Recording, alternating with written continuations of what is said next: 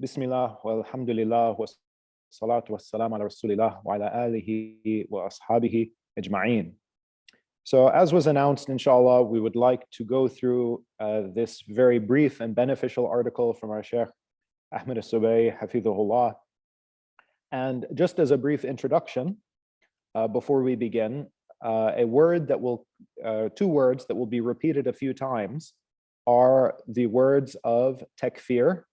And I just want to define these two words so that we don't need to keep repeating the detailed translation over and over.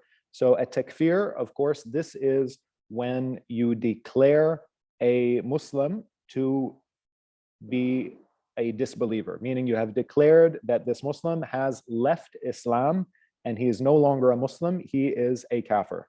That's what the word takfir means. And the other word that comes a few places is the word al-ghira, al-ghira.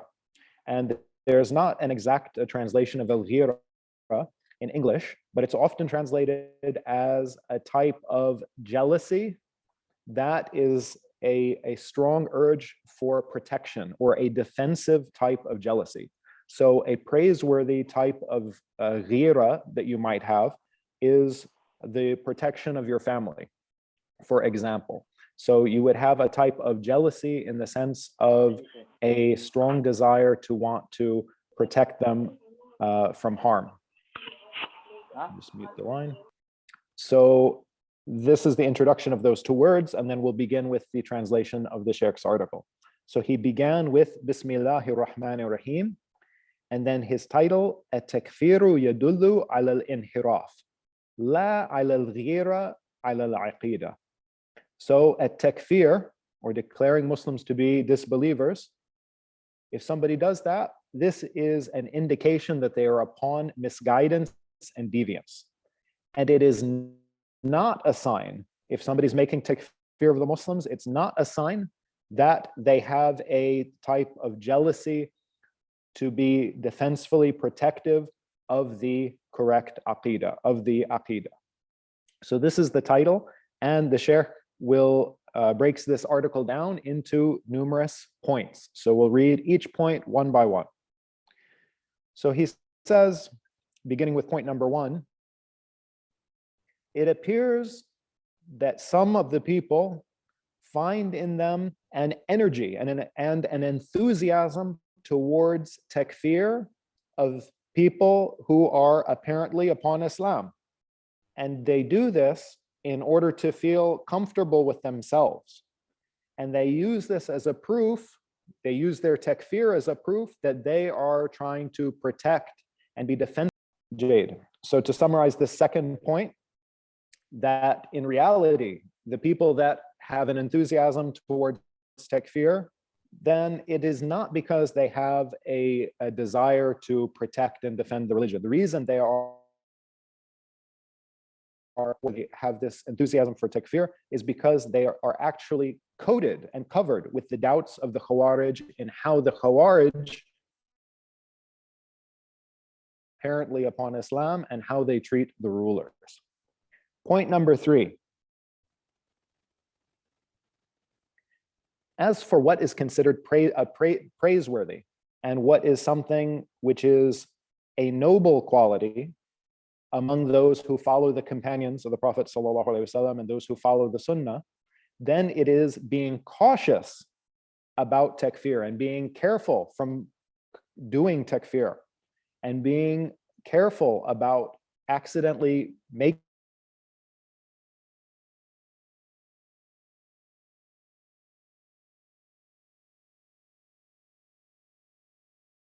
against making takfir of Muslims unjustly.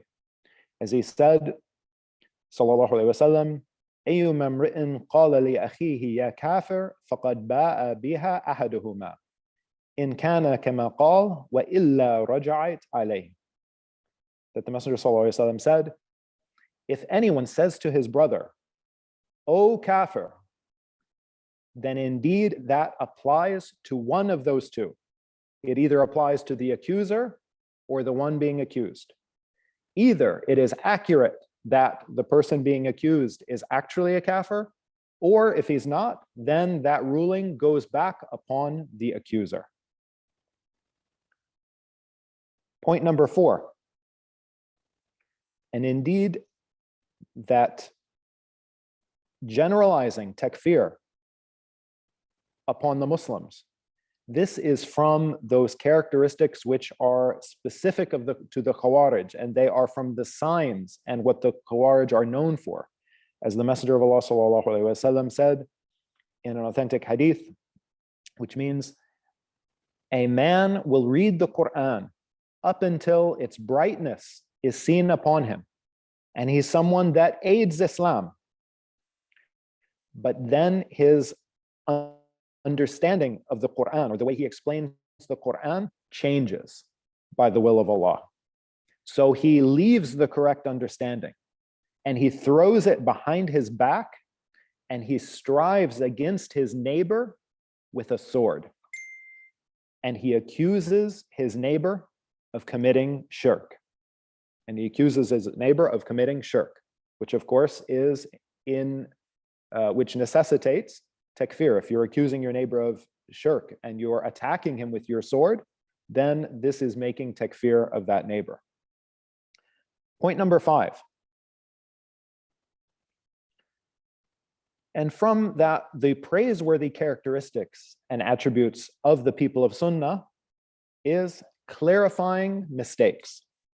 So the people of Sunnah, they clarify mistakes that appear, and they do this with the truth, and they do it to guide the people, and they don't make takfir of the people due to errors, due to mistakes. Point number 6, as for the jama'at, as for the innovative Islamic political groups and parties, then they have 2 ways or 2 methodologies to their takfir.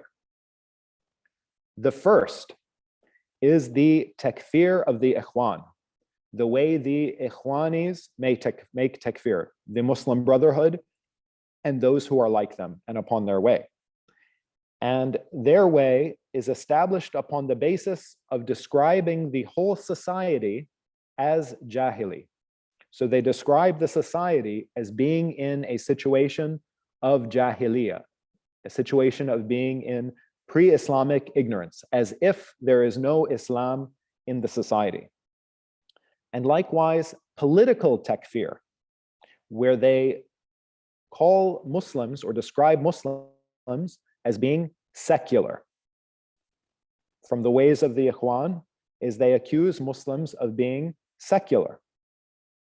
And when they do this, they're intending to make a separate category from those who are from those Muslims who they call Islamic, from those who call Islamic. And you find this among, and this is just to clarify what the Shaykh said, you find this among many of the Muslim countries, that if there are different people running for public office, different politicians, there'll be those which are labeled Islamic candidates.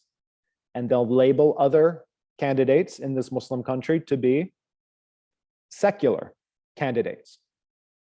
So what does that mean? If they're labeling these people to be Islamic, and then these other people, they're saying they're not Islamic, they're secular, then that is a type of takfir.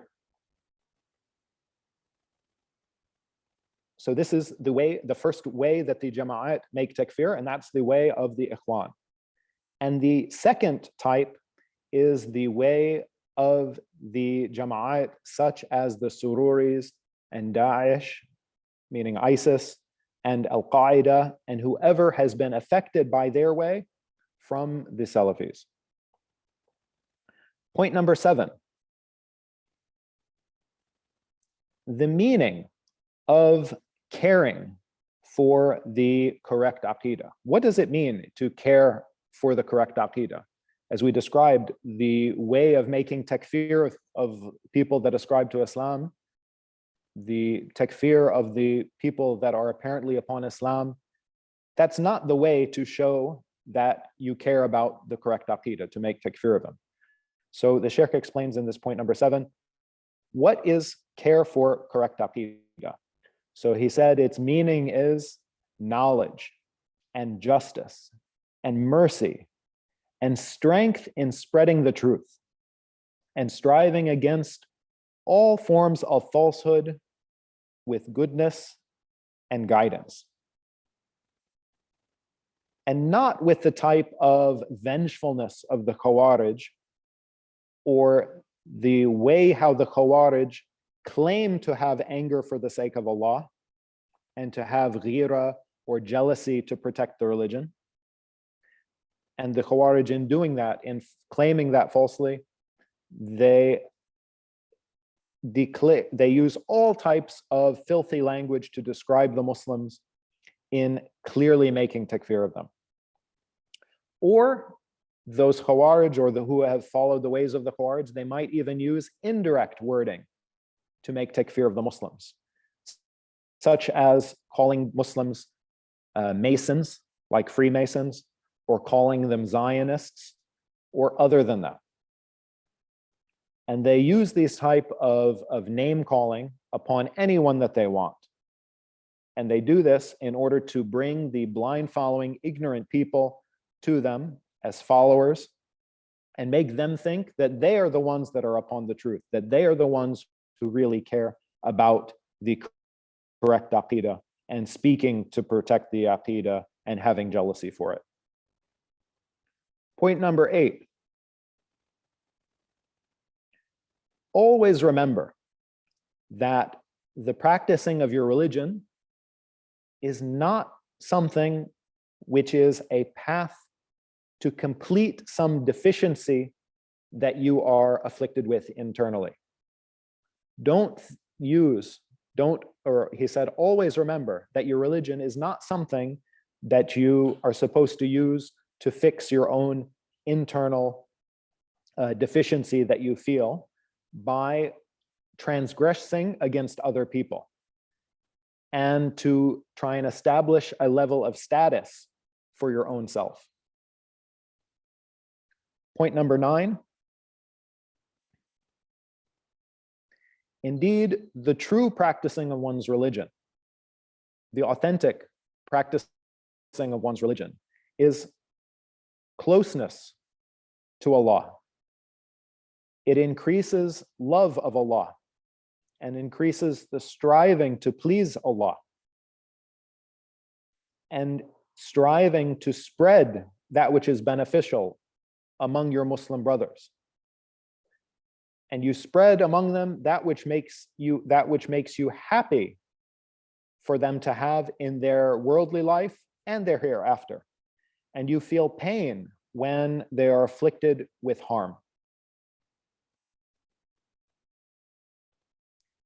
Point number 10. Indeed, the ahadith prove that the virtue of having a clean heart and a pure intention, this is not only one of the means of attaining good. It's not only something which is voluntary or recommended, but rather having a clean, pure heart and loving that which is good for the Muslims and disliking that bad things happen to the Muslims.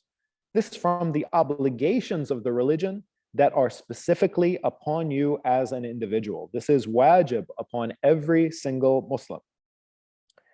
Even up to the extent that this obligation of having a pure heart and clean intentions, this is from the basic foundations of that which is obligatory and that which is necessary to become pure and clean. As the Messenger of Allah ﷺ said, "La yu'minu ahadukum hatta yuhibbu li akhihi ma yuhibbuhu li nafsihi." That none of you is a believer up until he loves for his brother what he loves for himself. And the Shaykh continued with this point. We ask Allah that He blesses us with anger for His sake and this protective jealousy for his religion in a way that reflects mercy and reflects advising for the sake of Islam and the Muslims with wisdom and knowledge and justice, and not in a way that is a way influenced by one's own desires or from the whisperings of shaitan that leads to takfir and oppression and transgression and seeking to raise yourself up and be arrogant over the other Muslims like the Khawarij and other deviants are upon. Point number 11, and the screaming and shouting and using disparaging language and transgressing in your speech is from the characteristics of the people of, it's from the characteristics of falsehood, and it is from bad manners. And indeed, clear speech, which clarifies the truth with justice, this is from the attributes of knowledge and good manners. And the Shaykh ended by saying, we ask Allah for pardon and peace for all of us. Written by Shaykh Ahmed al-Subay, Hafidhahullah ta'ala. So if anyone has any specific questions related to the specific article, we could take that inshallah. Or if there's no questions, then we'll continue next week. So if there's any specific question, you can go ahead and click the raise hand button.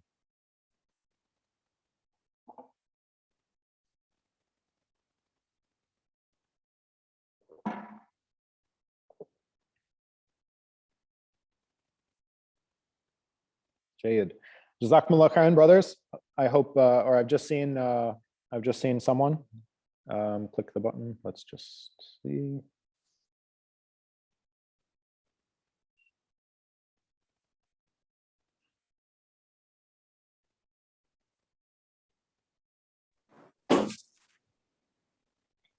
Hello? Yes?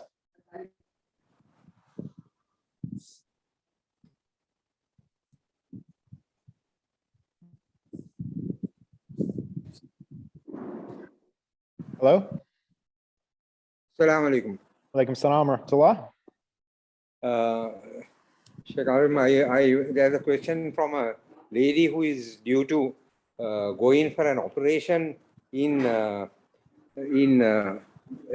United States, and she wanted to find out because Fajr will start around close to 7, but she has to be in the hospital around 5:30.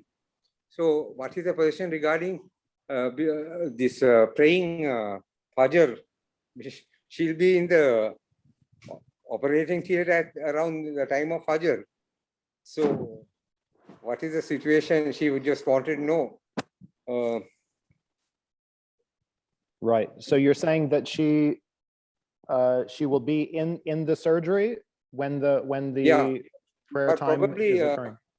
At the time of just after Fajr, she might still be conscious, but the operation may start after the Fajr time, anytime, maybe about half an hour after that time.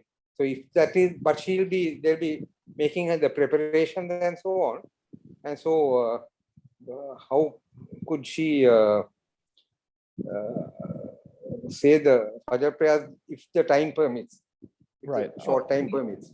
Yeah, Allah knows best. If the time is in and she can take the 2 minutes to pray Fajr in the situation that she is able to, meaning if she can stand up, then she could pray standing. If she can't stand and she's sitting down or in a wheelchair, for example, and the doctors are advising her not to stand or she needs to be laying down, and the time is in, then she would pray in the situation that she's able to.